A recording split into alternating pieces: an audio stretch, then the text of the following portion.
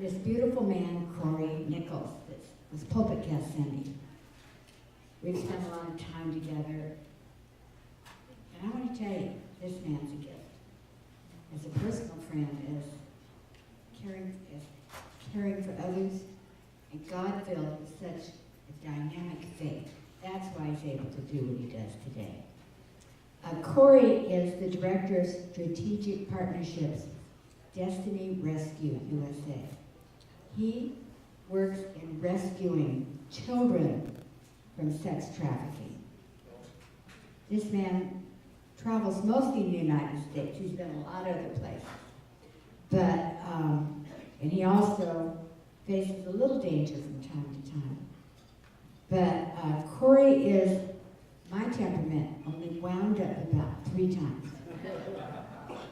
He is a beautiful man. He will present to us, and he'll have questions after. Corey?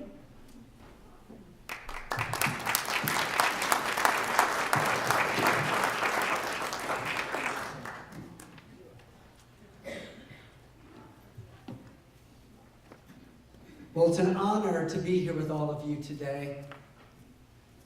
Anytime I get the opportunity to speak before people, my heart is to connect people with God's heart to defend kids. And I'm going to share a little bit about my story in a second of why I'm so passionate about this issue. But before I do, I've titled this message, God Restores Us so that we can be a restorer of others. If you've lived life long enough, life can knock the snot out of you a little bit.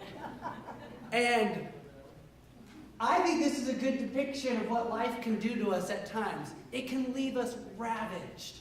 It can leave us internally, externally, where we're just like, I don't know which way is up and which way is down.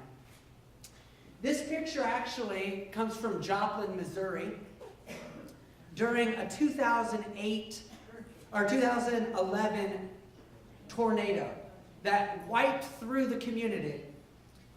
It was an EF5 rated multiple vortex tornado on May 22nd, 2011. It killed 158 people with an additional 3 indirect deaths, and 1,150 people were wounded. And it had $2.8 billion in damage.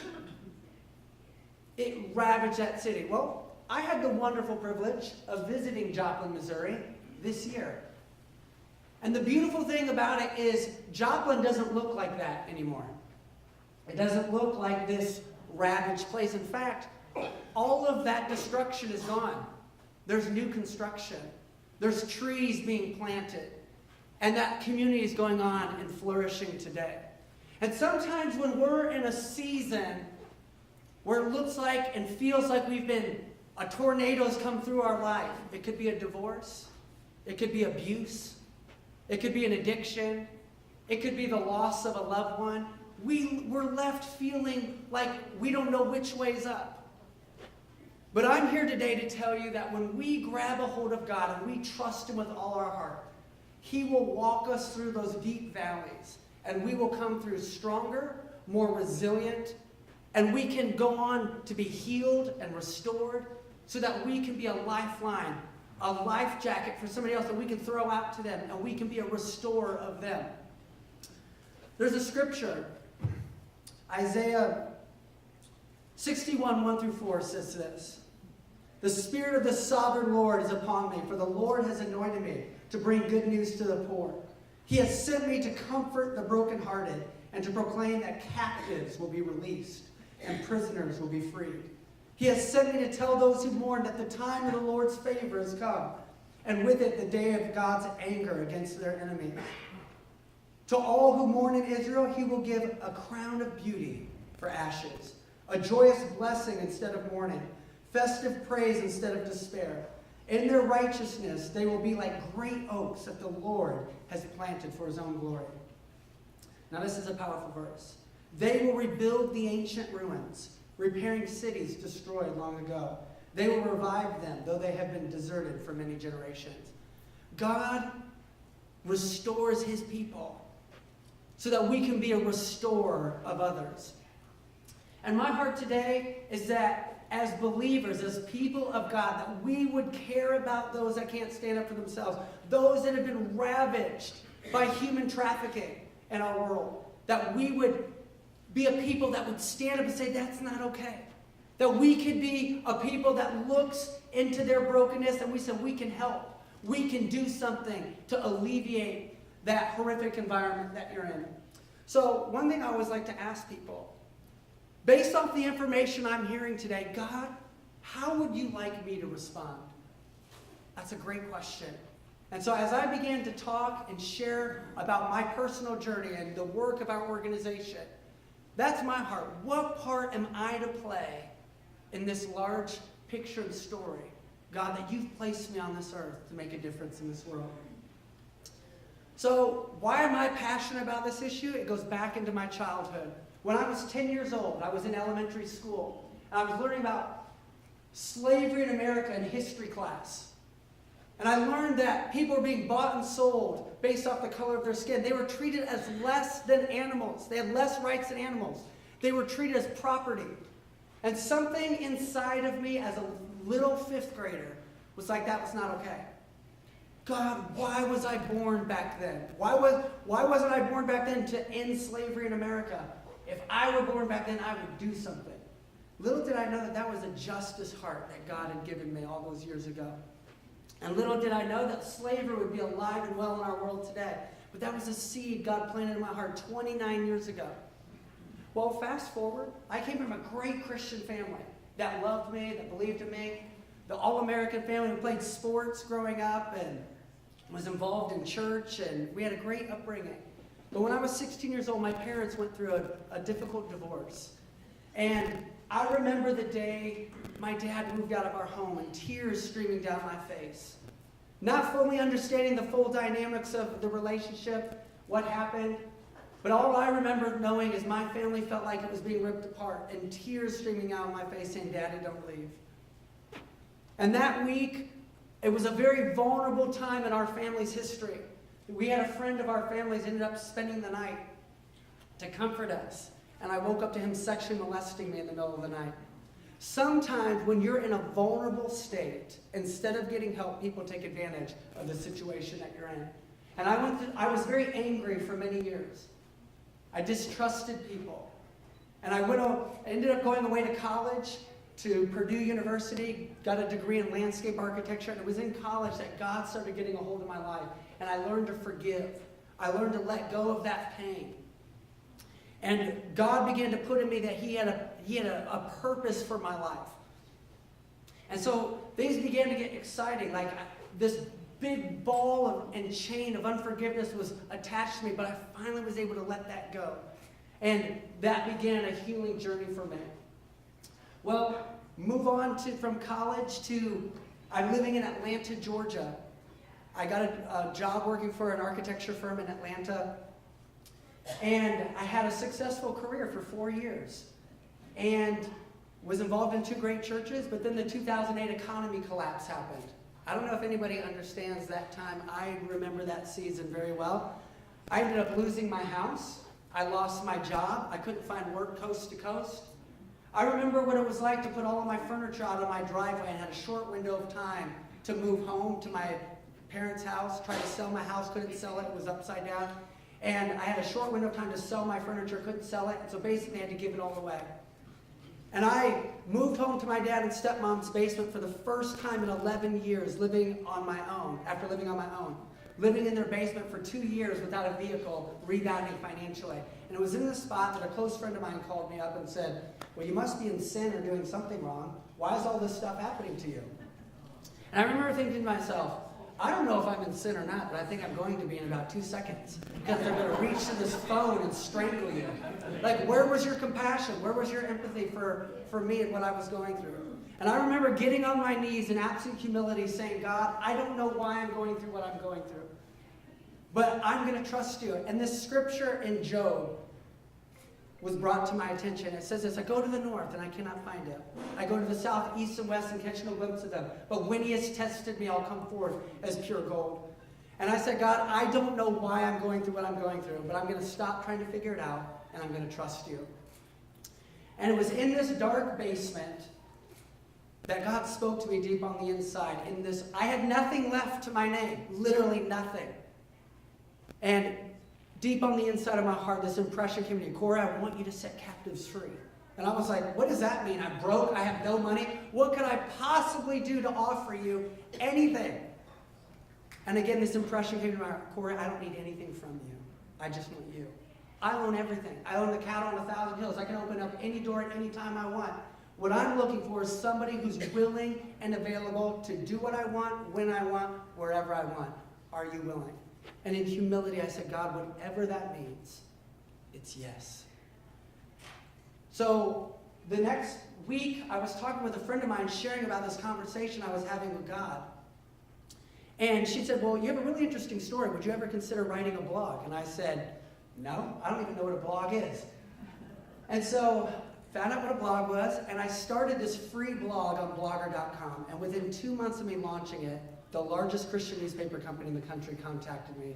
They said, we found your blog. We love how you write. We think the message you're sharing needs to be told. You're offering hope to the broken-hearted. And you're sharing out of your own life of brokenness to wholeness. And we think what you're sharing needs to be told.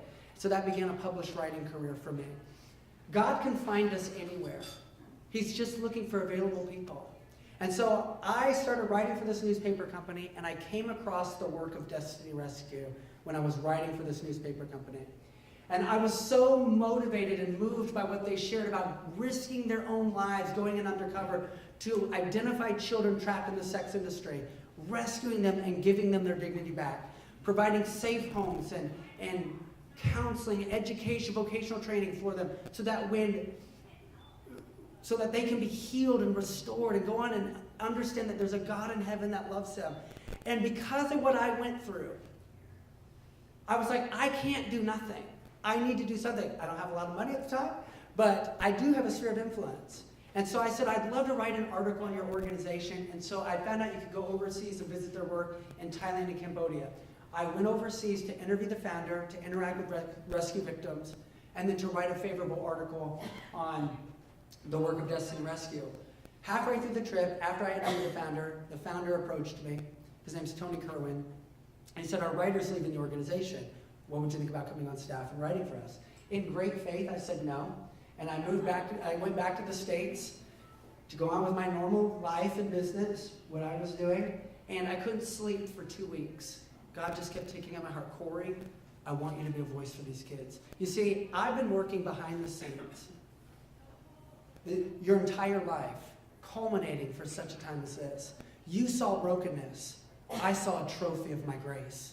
I saw an empowered person that would look through a lens of compassion for people.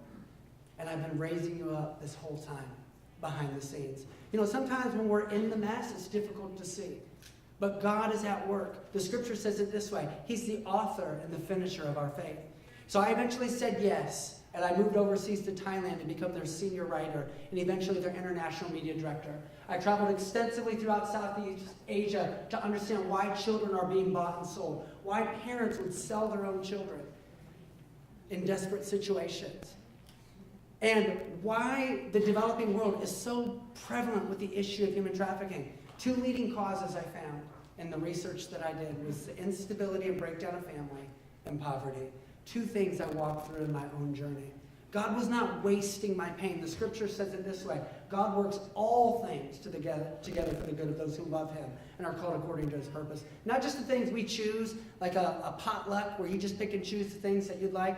It's all the things we wouldn't want anyone to know about. God will work that together to bring hope for those that have no hope. And that's what he was doing with my life. And today, there was one point I came on staff with the organization. I started doing undercover work for the organization. And one night I was out with our founder. And we were considered to be the sex capital city of the world, Pattaya, Thailand. And we were sitting with a 16-year-old girl. And she had an overcoat on. But when she was made to get up on the stage and dance her little number, she didn't even have a name, she had a number. She was stripped of her dignity. And she was the only girl up on the stage not dancing sexy. She was trying to hold herself,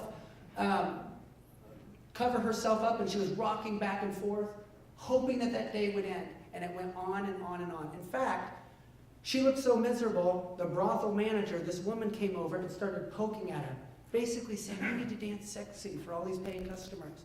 And it was in that moment, there was a scripture in Isaiah 58 that God quickened to me. And it was this. The Israelites were doing all these religious things. And God said to them, you do all these religious things, but that's not what motivates and moves my heart. What moves my heart, and he lists these beautiful things, and one of them was this. When you clothe the naked, when you're willing to defend those that can't stand up for themselves, that's what motivates and moves my heart. Corey, I want you to go back to America and awaken my people to this issue. So I made the decision to move away from Thailand, to come back to the United States. And today I travel all over the U.S., bringing to light the issue of human trafficking and inspiring God's people to defend those that can't stand up for themselves, specifically children. So, human trafficking, it's the fastest growing illegal enterprise in our world today. The fastest. It affects every single country in all 50 states. This is something that we should not turn a blind eye to. It's a massive moneymaker. It's a $150 billion a year industry. $99 billion of it is specific to sexual exploitation. By far the most lucrative form of trafficking. And who is most vulnerable? Children. There's estimated to be at least 1 million children trapped in the commercial sex industry today in our world. And according to the International Labor Organization, that's a very, very conservative estimate. It's more than likely much larger than that. But that is not okay. It's not okay that this issue exists when the people of Jesus Christ are on this earth. The scripture says this. Psalm 82, 3-4 says this. Give justice to the poor and the orphan. Uphold the rights of the oppressed and the destitute. Rescue the poor and helpless. Deliver them from the grasp of evil people. From cover to cover throughout the Bible, God was about delivering people, standing up for those that couldn't stand up for themselves. Christ came to rescue us, to be restorers and rescuers of others. What a beautiful thing.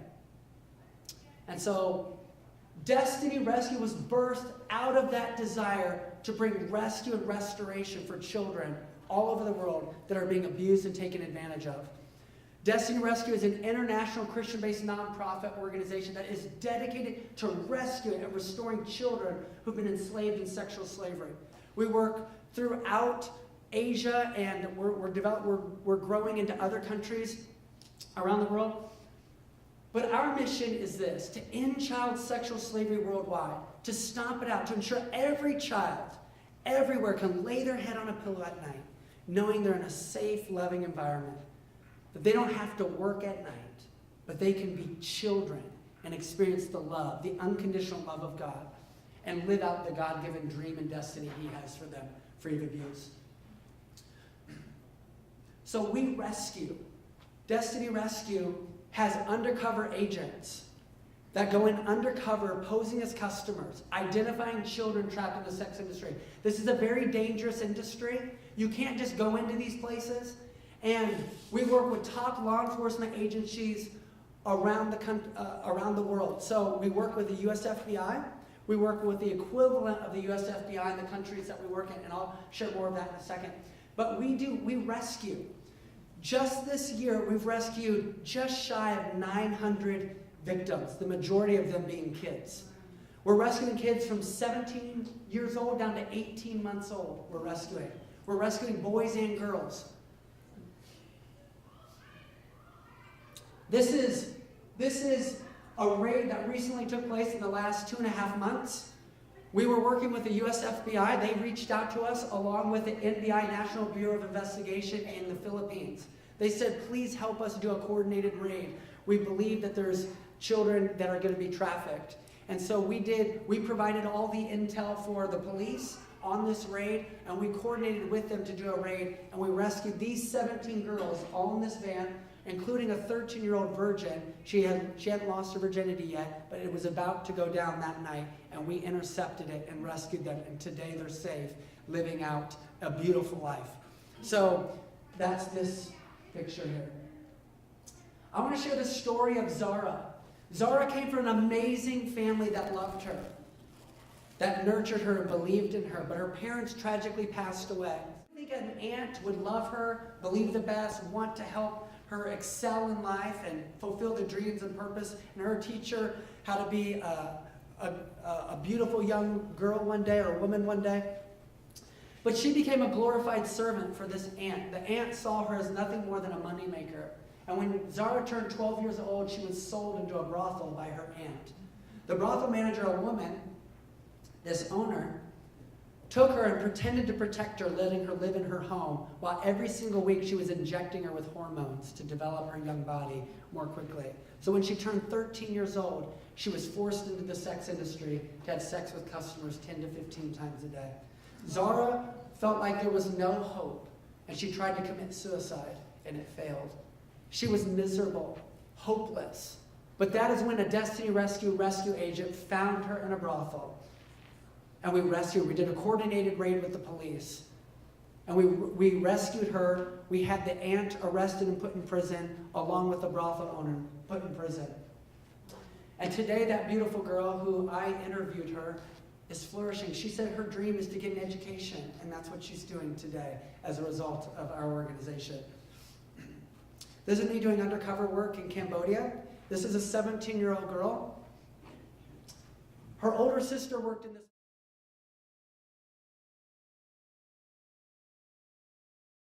From a great family that loved her.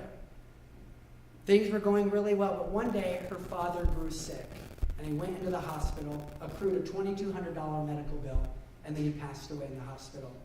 The mother, a stay-at-home mom with little to no education, all of a sudden had to become the sole breadwinner in the family, and they were struggling. She didn't know if she could make it. She went out looking for work. She found a job picking mangoes all day, every day, and made $38 a month.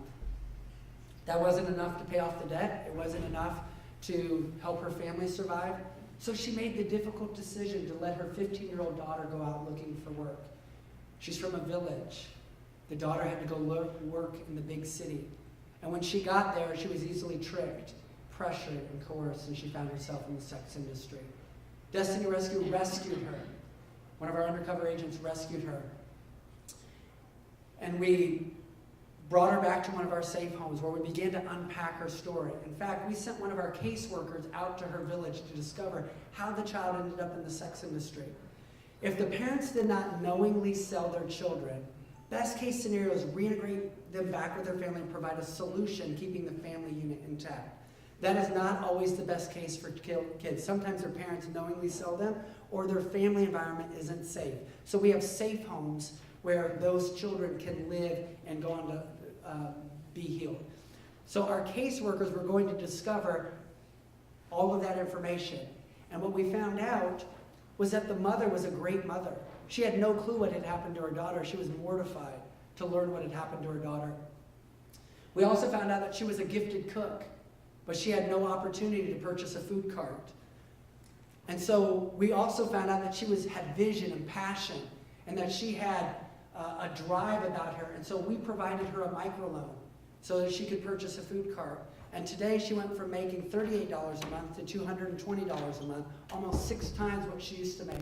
Her daughter came into our aftercare program, where we provide counseling to her.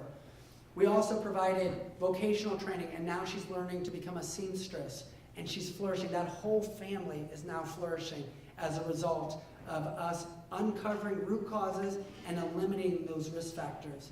That's the work of our organization. This was a 4-year-old girl that we rescued. She was, on the left is her being solicited for sex. And this is her in one of our safe homes, flourishing in life. Her mother was a slave in a brothel in India, and we were able to rescue her. And today, she's flourishing, and she's doing really well today. We don't only restore, we help reintegrate. So our caseworkers will find job placement for individuals, the girls and boys in our care. One girl that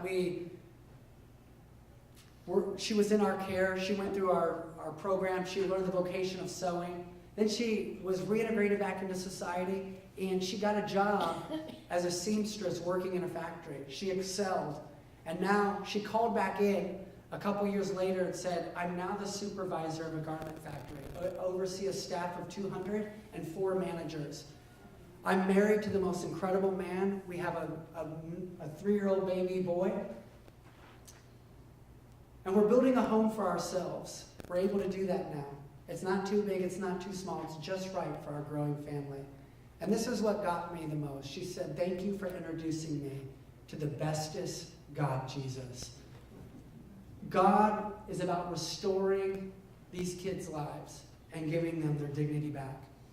I recently was in Asia visiting some of our projects, and I happened to meet this beautiful girl named Chan.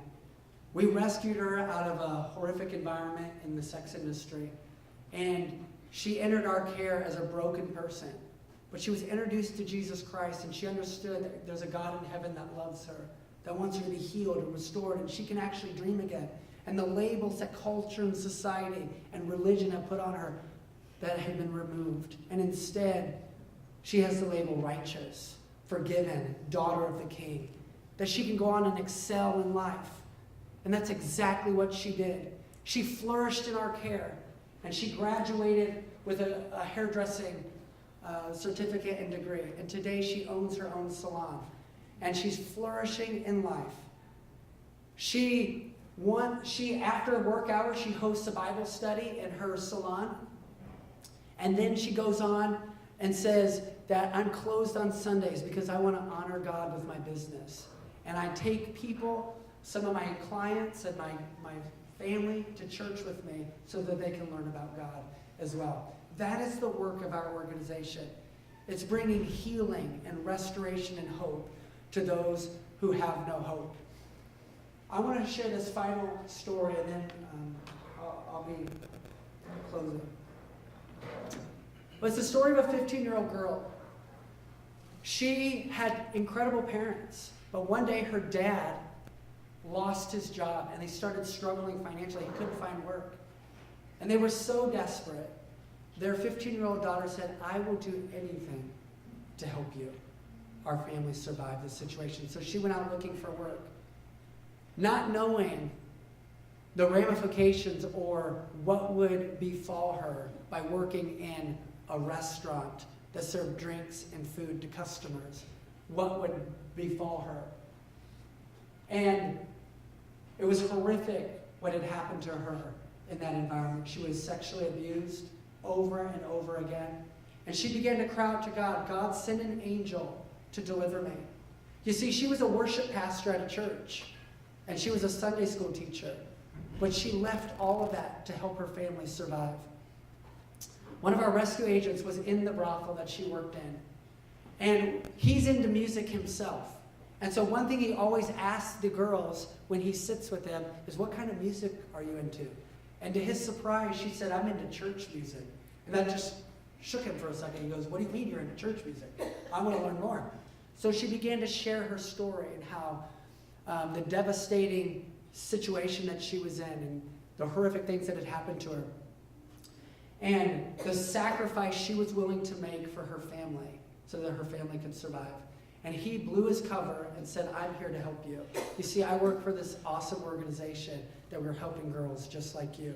Tears streaming down her face. She said, you're an answer to my prayers. I was praying that an angel would come and deliver me, and you're my answer to prayer. Today, that girl has gotten her GED. She works in a call center, and today she's back leading worship and teaching Sunday school, and her family is flourishing because of the work of Destiny Rescue. So, I want to end with this quote. The only thing necessary for the triumph of evil is for good men and women to do nothing. Has God brought me here today to expose you to an issue that is near and dear to God's heart so that you can defend kids around the world? If you're interested in learning more about how you can partner with us or learn about how you can engage with our organization, I would love to talk with you afterwards. The reason we can do what we do is because people connect with God's heart to make this possible. Evelyn has been so gracious to let me come and be here today, and she's introducing me to so many neat people. And the reason we can continue that is because people connect with God's heart to see kids just like Chen, just like Bada, just like Zara, and so many others experience the incredible life God purposed in their hearts to live out. He restores us again to be a restorer of others. Thank you very much.